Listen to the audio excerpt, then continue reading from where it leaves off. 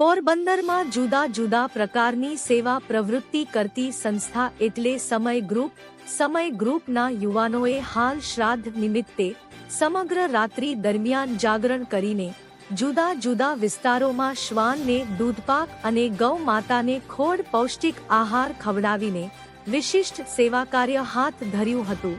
પોરબંદરમાં મનોદિવ્યાંગોથી માંડીને મૂંગા જીવોના જઠરાગ્નિ ઠારવાનો સેવાયજ્ઞ યોજતી સંસ્થા સમય ગ્રુપના યુવાનોએ શહેરના જુદા જુદા વિસ્તારોમાં યોજેલા સેવાયજ્ઞની વિગત એવી છે કે હાલમાં ભાદરવો મહિનો ચાલી રહ્યો છે. પિતૃઓના આ પવિત્ર મહિનામાં શ્રાદ્ધ નિમિત્તે મૂંગા જીવોને ભોજન ખવડાવવાના મહાયજ્ઞનો આરંભ કરવામાં આવ્યો હતો. સમય ગ્રુપના સેવાભાવી યુવાનો દ્વારા પોરબંદર શહેરના અલગ અલગ વિસ્તારોમાં શ્વાનને દૂધપાક અને ગૌમાતાને ખોડ પૌષ્ટિક આહાર ખવડાવવામાં આવ્યો હતો.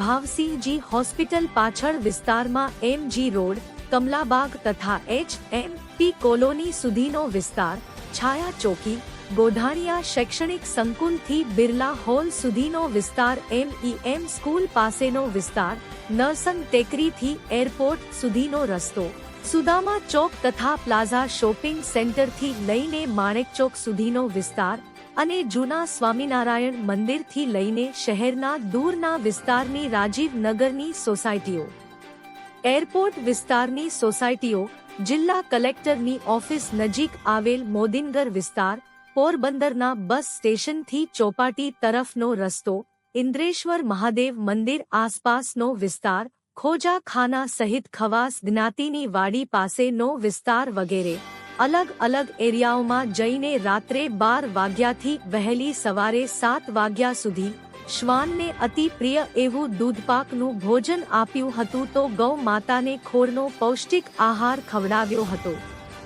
સમય ગ્રુપના યુવાનો દ્વારા સતને સતત નિસ્વાર્થ ભાવે આ પ્રકારના અનેકવિધ નવા સેવા કાર્યો યોજવામાં આવી રહ્યા છે. ત્યારે ઈશ્વર પણ રાજી થઈને તેમના આ સેવકો ઉપર આશીર્વાદ વરસાવ્યા હશે તથા મૂંગા જીવોને ભોજન આપવા બદલ પોરબંદર વાસીઓએ પણ આ સેવા પ્રવૃત્તિને બિરદાવી હતી.